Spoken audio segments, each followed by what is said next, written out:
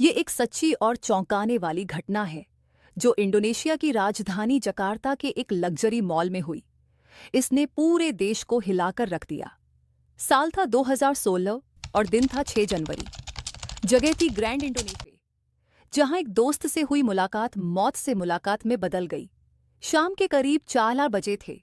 Cafe में लोगों की भीड़ थी और यहाँ का माहौल आमतौर पर खुशनुमा और सुकून भरा रहता था।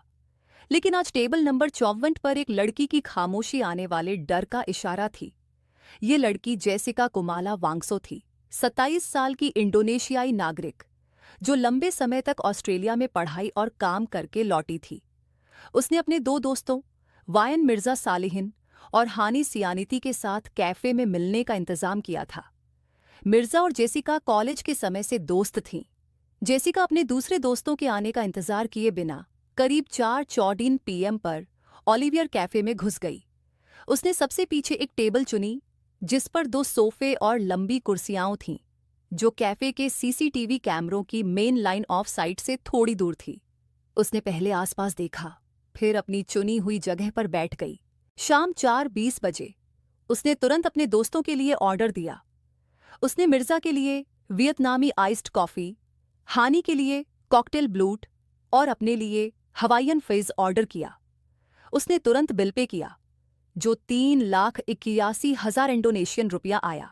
कैफे के स्टाफ ने 4:33 पर ऑर्डर किए गए ड्रिंक्स टेबल पर रखने के थोड़ी देर बाद जेसिका ने अपने हाथ में लिए 3 बड़े शॉपिंग बैग उठाए और उन्हें टेबल के किनारे इस तरह से रखा कि वियतनामी आइस्ड कॉफ़ी का गिलास पूरी तरह से CCTV कैमरों से ढक गया।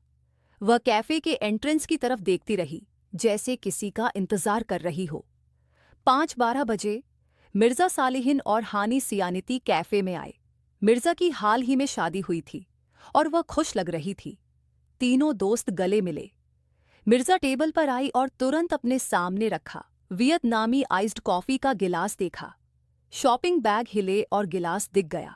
हनी के मुताबिक मिर्जा ने कहा कि कॉफ़ी का रंग नॉर्मल से ज़्यादा पीला था और अजीब लग रहा था। मिर्जा ने स्ट्रॉ से कॉफ़ी का एक बड़ा घूंट लिया और तुरंत जोर से पीछे हट गई और चिल्लाई, ओह, ये टेस्ट कितना भयानक और अजीब है। मिर्जा ने तुरंत गले और मुंह के अंदर तेज जलन की शिकायत की। हनी ने गिलास लिया और कॉफ़ी सूंघी और कहा कि उसे एक तेज और अजीब केमिकल की महक आ रही है। हनी के मुताबिक इसी जेसिका ने कॉफ़ी को देखा और बहुत शांति से पूछा, ये कॉफ़ी यहाँ क्यों है? कुछ ही सेकंड में मिर्जा की तबीयत बिगड़ने लगी। उसके लिए सांस लेना मुश्किल हो गया। उसकी आंखें घूमने लगीं और उसका शरीर कांपने लगा। वह अपनी कुर्सी पर पीछे की ओर गिर गई। उसके मुंह से झाग निकलने लगा और उसे ऐंठन होने लगी। डर के मारे हानी चिल्लाई और मदद के लिए भागी। कैफे के कर्मचारी और ग्राहक दौड़कर आए। मिर्जा को बेहोशी की हालत में तुरंत हॉस्पिटल ले जाने का इंतजाम किया गया। जब मिर्जा दर्द में थी और उसके आसपास के लोग उसकी मदद के लिए दौड़ रहे थे, जेसिका का बर्ताव बाद में कोर्ट में सबसे बड़ा सबूत बन गया, जिससे उसकी शक वाली शांति का पता चला। CCTV फुटेज और गवाहों के बयानों के मुताबिक जेसिका उन डरावने पलों में लगभग पूरी तरह से शांत और स्थिर रही। उसने मिर्जा की मदद करने या उसके शरीर को छूने की भी कोई कोशिश नहीं की। जब मिर्जा को स्ट्रेचर पर ले जाया गया तो जेसिका बस देखती रही और सबसे अजीब बात यह थी कि वह शांति से टेबल पर वापस आई और बहुत देर तक वियतनामी आइस्ड कॉफ़ी के बचे हुए गिलास को देखती रही। फिर उसने शांति से गिलास को अपने शरीर से ढककर वापस टेबल पर रख दिया और बचे हुए ड्रिंक्स को भी टेबल पर थोड़ा सा खिसका दिया। मिर्जा को सर्किटो इंटरनेशनल हॉस्पिटल ले जाया गया, जहां डॉक्टरों ने कुछ ही घंटों में शाम करीब 6:30 बजे उसे मृत घोषित कर दिया। मौत का कारण एक्यूट पॉइजनिंग लग रहा था। इस घटना के बाद कैफे मैनेजमेंट ने पुलिस को इन्फॉर्म किया और एक ऑफिशियल मर्डर इन्वेस्टिगेशन शुरू की गई। जकार्ता मेट्रोपॉलिटन पुलिस ने तुरंत जांच शुरू की और फॉरेंसिक टीम ने ओलिवियर कैफे की टेबल 44 से जड़ के रहस्य और ऑस्ट्रेलियाई कनेक्शन के सबूत इकट्ठा किए। मौत का सही कारण पता लगाने के लिए बॉडी की इंटरनल ऑटोप्सी नहीं की गई, लेकिन पेट के फ्लूइड, लिवर और यूरिन के सैंपल लिए गए। मिर्जा के पेट के सैंपल में साइनाइड के निशान मिले। इसके अलावा टेबल पर छोड़ी गई वियतनामी आइस्ड कॉफी के सैंपल में 15 ग्राम सोडियम साइनाइड मिला, जो जानलेवा डोज थी। पुलिस को अब यकीन हो गया था कि यह कोई एक्सीडेंट नहीं था, बल्कि एक सोची समझी हत्या थी। जांच का फोकस मिर्जा के आखिरी घंटों और वहां मौजूद दो दोस्तों, हानी और जेसिका पर आ गया। मिर्जा को सिर्फ वही कॉफी दी गई जो उसने ऑर्डर की थी, जिसका हानी ने एक घूंट भी नहीं लिया और जेसिका ने अपनी नहीं पी। इससे शक की सुई सीधे जेसिका पर गई और पुलिस ने जेसिका की लाइफस्टाइल और मिर्जा के साथ उसके रिश्ते की जांच शुरू कर दी। जांच में पता चला कि जेसिका और मिर्जा ऑस्ट्रेलिया के सिडनी में बिलीब्लू स्कूल ऑफ डिजाइन में एक साथ पढ़ रही थीं। ऑस्ट्रेलिया में जेसिका की जिंदगी में कई दिक्कतें थीं, जिसमें उसके ऑस्ट्रेलियन बॉयफ्रेंड पैट्रिक ओकॉनर के साथ एक उलझा हुआ रिश्ता भी शामिल था। 2015 में जेसिका ने मिर्जा को इस रिश्ते के बारे में बताया और मिर्जा ने जेसिका को साफ सलाह दी कि पैट्रिक एक बुरा इंसान है और उसे उससे ब्रेकअप कर लेना चाहिए। जेसिका ने इस सलाह को अपनी बेइज्जती समझा और इस घटना के बाद उनके रिश्ते में खटास आ गई, जिसकी वजह से जेसिका ने मिर्जा से कांटेक्ट तोड़ दिया। पुलिस और प्रोसिक्यूटर ने इसे मर्डर का एक मोटिव माना, इसे जलन और बेइज्जती का बदला माना। इन्वेस्टिगेशन में सबसे मजबूत सबूत ओलिवियर कैफे का सीसीटीवी फुटेज था। ऑस्ट्रेलियन फेडरल पुलिस और फॉरेंसिक एक्सपर्ट्स की मदद से फुटेज को डिटेल में एनालाइज किया गया। सीसीटीवी फुटेज के एनालिसिस से मर्डर प्लान की खास डिटेल्स सामने आई। फुटेज में साफ तौर पर जेसिका टाइम पर और अकेले पहुंची, एक टेबल चुनी और ड्रिंक्स ऑर्डर की।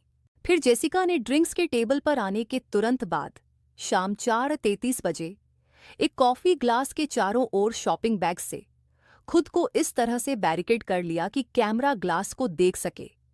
इस बैरिकेडिंग को पहले से प्लान किया हुआ माना गया। जेसिका को बैग के बैरिकेड में शाम 4:40 से 4:45 बजे के बीच कुछ करते हुए देखा गया था। एक्सपर्ट्स ने अंदाजा लगाया कि यही वह समय था जब उसने कॉफी में साइनाइड मिलाया था। मिर्जा के बेहोश होने के बाद जेसिका का शांत, स्थिर और बेपरवाह बर्ताव भी गुनाह का सबूत माना गया। एक खास गवाह, रंगा, जो कैफे में वेटर था, ने भी गवाही दी कि कॉफी आते ही जेसिका ने उसे अपनी ओर खींच लिया था और किसी और को उसे छूने नहीं दिया। 28 जनवरी 2006 को जेसिका वोंगसो को गिरफ्तार किया गया और उस पर पहले से सोची समझी हत्या का आरोप लगाया गया। इस केस का ट्रायल इंडोनेशिया के इतिहास का सबसे लंबा ट्रायल बन गया। ये ट्रायल लगभग 4 महीने तक चला, जिसमें 70 सेशन हुए। पूरे ट्रायल का नेशनल टेलीविजन पर लाइव ब्रॉडकास्ट किया गया और इसे लाखों लोगों ने देखा। प्रोसिक्यूशन की दलीलें मुख्य रूप से साइनाइड के सबूत, बदला लेने का मकसद, जेसिका के अजीब बर्ताव और उसकी पहले से सोची समझी तैयारी पर आधारित थीं। उन्होंने दावा किया कि कॉफी और मिर्जा के शरीर में साइनाइड की जानलेवा डोज मिली थी। इसके अलावा ऑस्ट्रेलिया में जेसिका के बॉयफ्रेंड के बारे में मिर्जा की गलत सलाह एक मकसद थी और एक्सपर्ट गवाहों ने कन्फर्म किया कि जेसिका के पास साइनाइड देने का मौका, तरीका और मकसद था। दूसरी ओर बचाव पक्ष ने दलील दी कि सीसीटीवी फुटेज में जेसिका को साइनाइड मिलाते हुए साफ तौर पर नहीं दिखाया गया था और जहर का सोर्स कभी साबित नहीं किया जा सका। बचाव पक्ष ने एक फॉरेंसिक विवाद उठाया, जिसमें दावा किया गया कि मौत के 70 मिनट बाद लिए गए पेट के सैंपल में साइनाइड नहीं था, जबकि बाद में लिए गए सैंपल में साइनाइड पाया गया, जो लैब में सैंपल में मिलावट का संकेत देता है। इसके अलावा पूरी ऑटोप्सी न होने के कारण मौत के किसी और कारण से इनकार नहीं किया जा सका। इन सभी दलीलों के बीच जेसिका ने कोर्ट में लगातार अपनी बेगुनाही बताई। आखिरकार ट्रायल खत्म हुआ और जजों के पैनल ने लंबी सोच विचार के बाद अपना आखिरी फैसला सुनाया। 27 अक्टूबर 2016 को सेंट्रल जकार्ता डिस्ट्रिक्ट कोर्ट ने जेसिका कुमाला वोंगसो को वायन मिर्जा सालिहिन की पहले से सोची समझी हत्या का दोषी पाया। कोर्ट ने जेसिका वोंगसो को 20 साल जेल की सजा सुनाई। कोर्ट के फैसले में खास तौर पर कहा गया था कि जेसिका ने बेदर्दी और बेरहमी से मर्डर किया था। जेसिका ऑस्ट्रेलिया में एक डिजाइन स्कूल से ग्रेजुएशन करने के तुरंत बाद मिर्जा को मारने का इरादा रखती थी। और सबसे जरूरी बात यह थी कि मिर्जा के सदमे और दर्द के पल्लों में जेसिका का संयम और इमोशन की कमी उसके गुनाह का पक्का इशारा था। जेसिका की अपील को हाई कोर्ट और फिर सुप्रीम कोर्ट ने खारिज कर दिया था। 2018 में सुप्रीम कोर्ट ने उसकी आखिरी अपील भी खारिज कर दी, जिसमें 20 साल की जेल की सजा कंफर्म की गई थी। इस घटना को आज भी साइनाइड कॉफी मर्डर के नाम से जाना जाता है, जो हमें दोस्ती के नाम पर किए गए एक भयानक धोखे की याद दिलाता है।